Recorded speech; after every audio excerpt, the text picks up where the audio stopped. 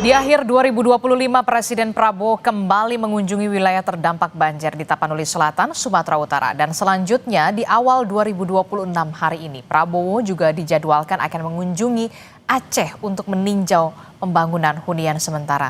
Dan hingga kini saudara, sudah ada 1050 huntara yang sudah dibangun di Aceh, Sumatera Utara dan juga Sumatera Barat. Lantas, apakah kunjungan Presiden ke wilayah bencana ini sebagai bentuk nyata pemerintah serius untuk menangani bencana? Dan seperti apa sebenarnya hunian sementara yang ideal? Akan kita bahas bersama dengan pakar kebencanaan Universitas Gadjah Mada Yogyakarta, Dwi Korita Karnawati telah bergabung bersama kami melalui sambungan daring. Selamat pagi Bu Dwi Korita, Assalamualaikum, selamat tahun baru dulu saya ucapkan kepada Anda. Waalaikumsalam warahmatullahi wabarakatuh. Selamat pagi dan selamat tahun baru Mbak Adisti. Iya Bu Dwi Korita, ini kan kalau kita lihat ya di akhir 2025 kemarin Presiden Prabowo kembali mengunjungi wilayah terdampak bencana Sumatera ini di Tapanuli Selatan. Anda melihat apakah ini sebuah bentuk nyata Presiden untuk kemudian mengatasi bencana? Kalau kemarin sebelumnya juga kita sudah melihat DPR RI juga sudah membentuk Satgas Pemulihan Bencana. Seperti apa kalau dari kacamata Bu Dwi Korita? Ya, tentunya kunjungan seorang pimpinan tertinggi negara itu sangat berarti, terutama di hari-hari yang sangat berarti saat ini, di pergantian tahun, di awal tahun baru. Ya, seakan-akan insya Allah ini bagi para korban atau pengungsi, ini menjadikan suatu insya Allah sebagai kesejukan dan wujud kasih sayang ya. Dari seorang pemimpin kepada rakyatnya. Jadi terus terang ini kan hal sesuatu yang sangat diapresiasi. Itu yang pertama.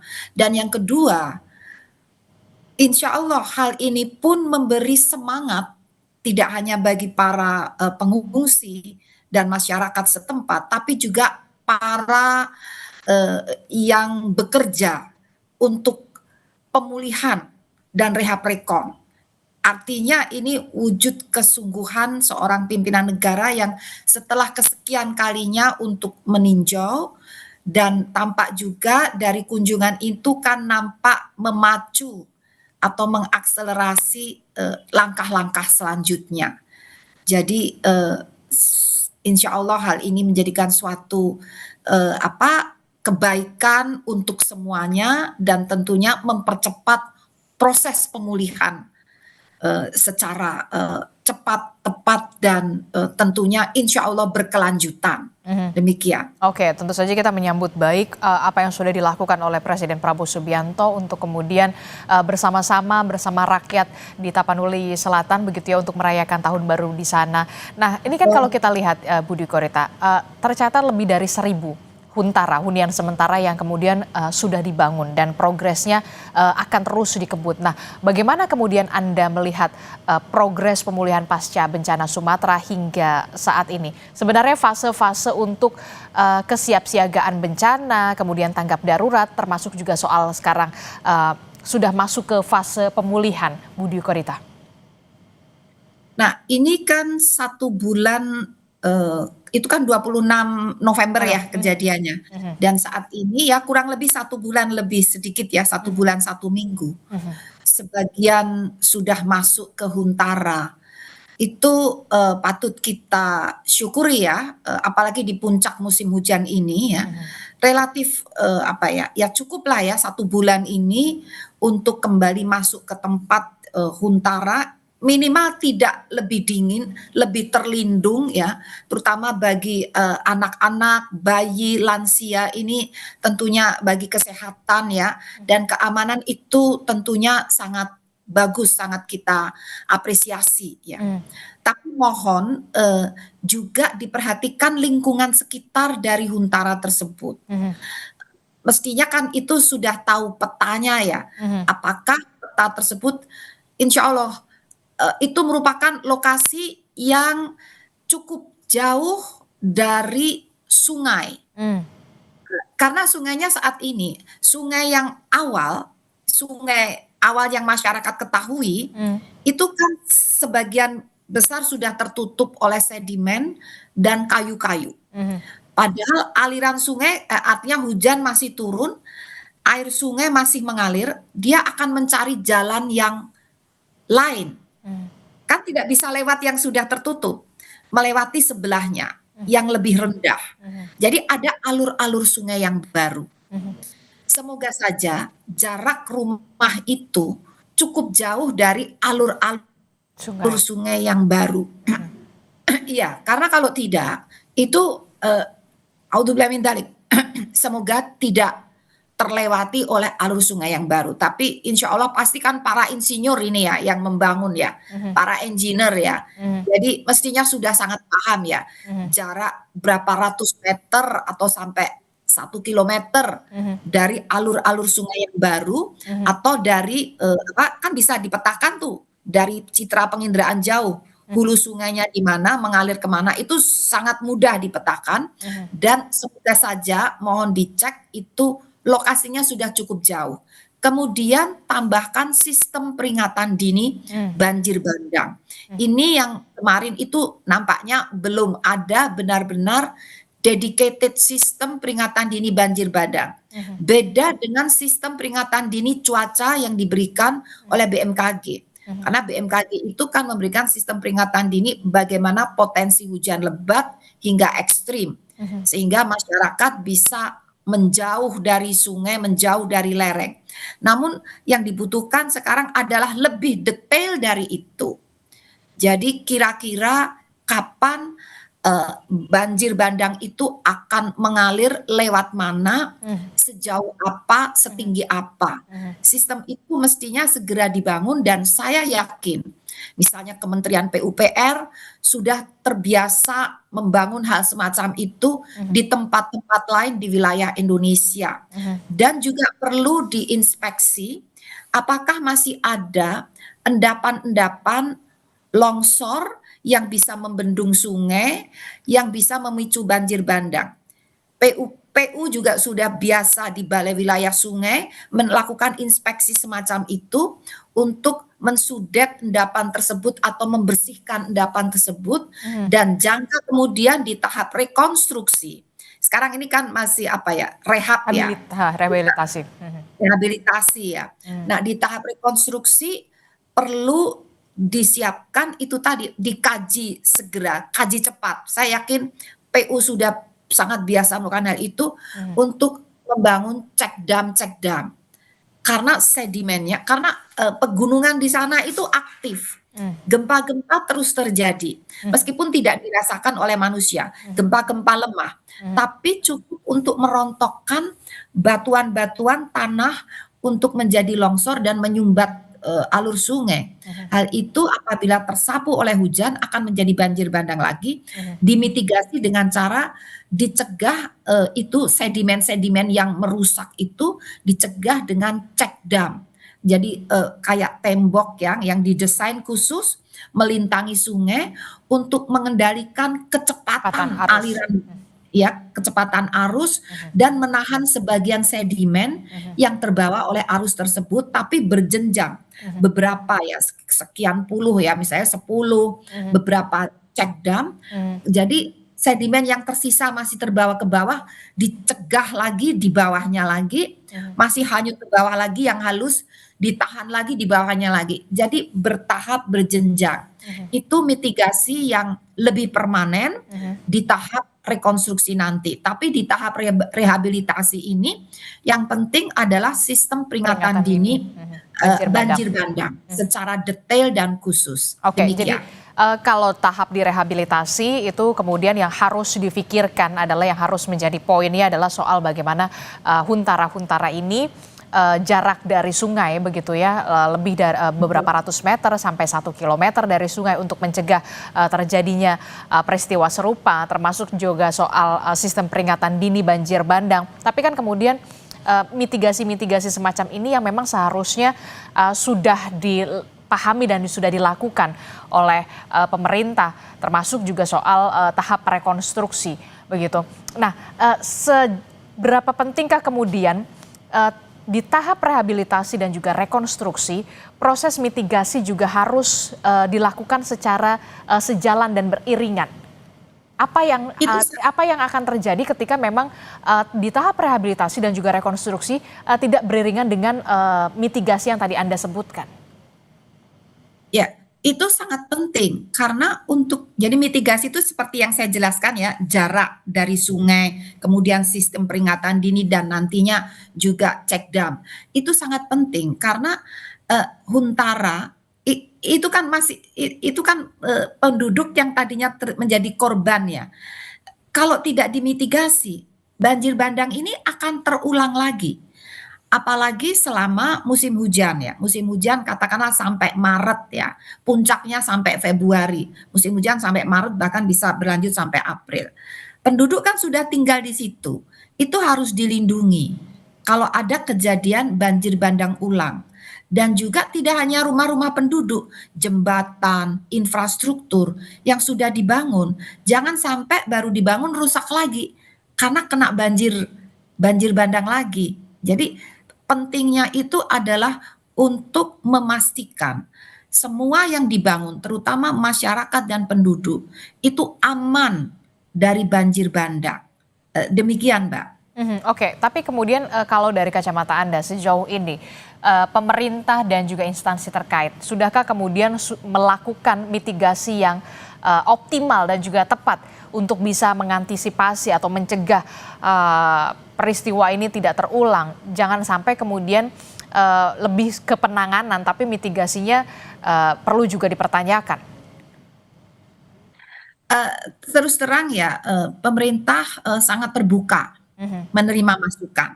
Ini misalnya dari Menko PMK, kemudian dari PU, itu sangat membuka masukan dari masyarakat, termasuk kami ya, dari pakar.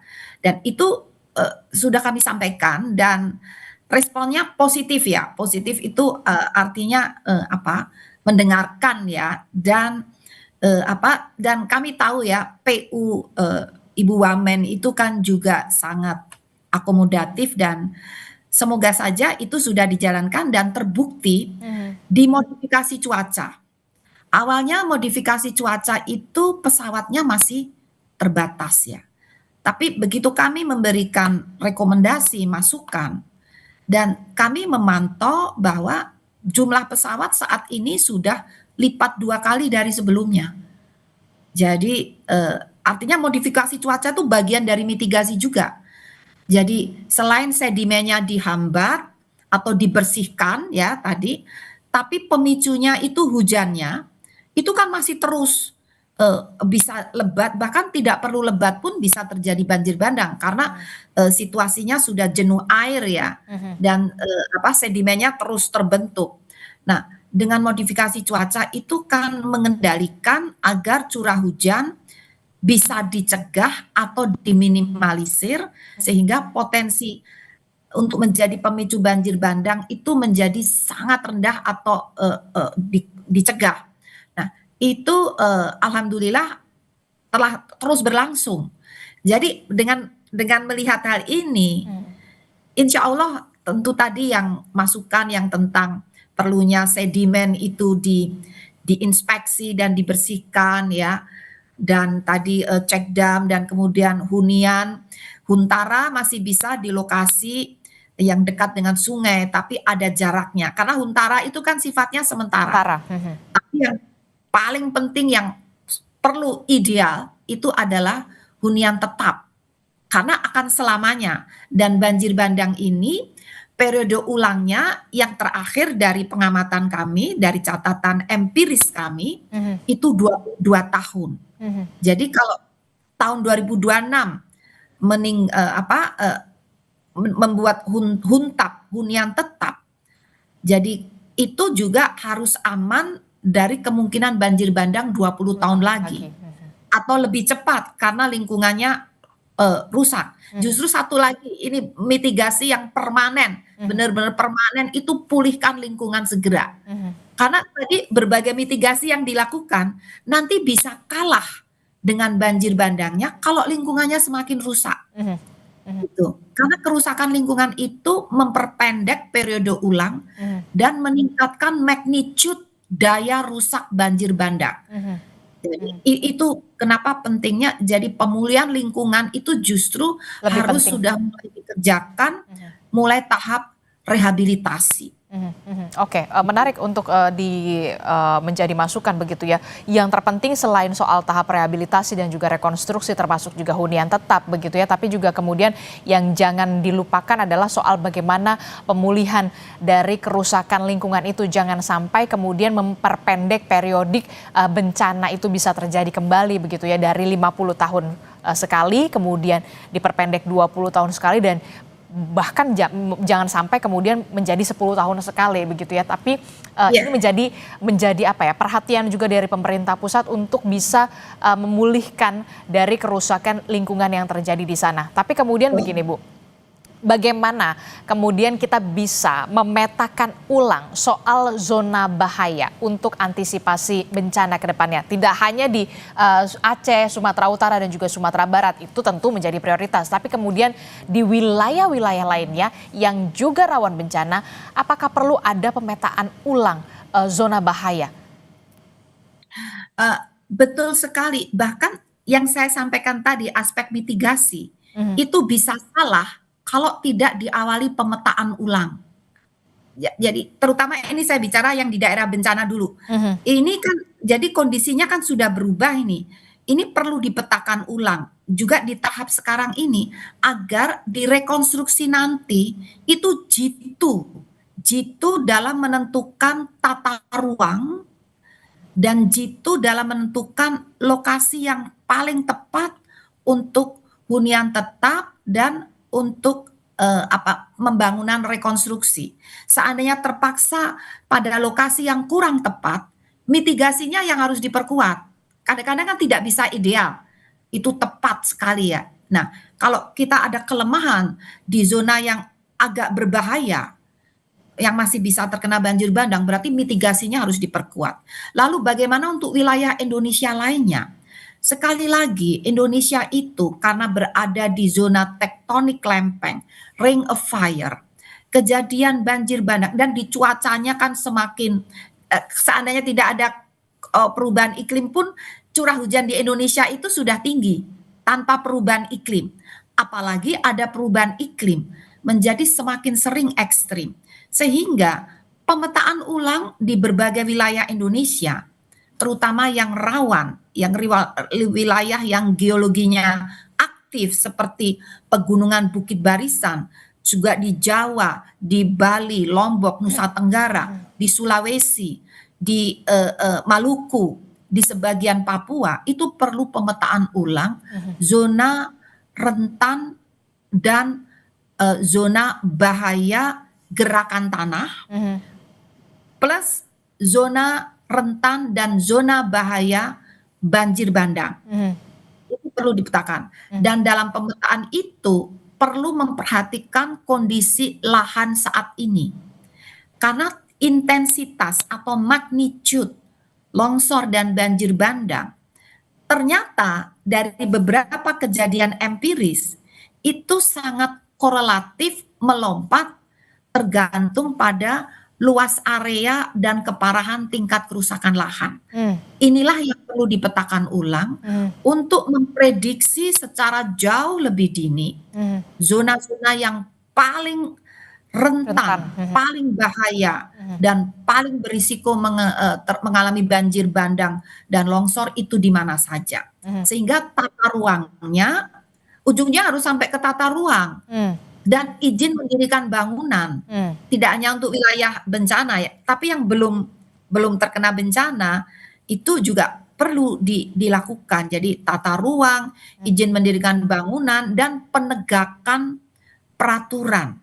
Jangan sampai dibiarkan pelanggaran-pelanggaran, terhadap zona-zona yang harusnya tidak boleh dibangun. Oke, baik, tentu Demikian. saja harus ada penyelesaian yang komprehensif ini terhadap 3 wilayah yang saat ini terdampak bencana, termasuk juga soal bagaimana pemetaan ulang zona bahaya bencana di wilayah-wilayah lain yang tentu saja juga kita tahu rawan bencana. Terima kasih pakar kebencanaan Universitas Gadjah Mada Yogyakarta, Bu Dwi Korita Karnawati telah bergabung bersama kami. Sehat selalu Ibu. Assalamualaikum, selamat pagi.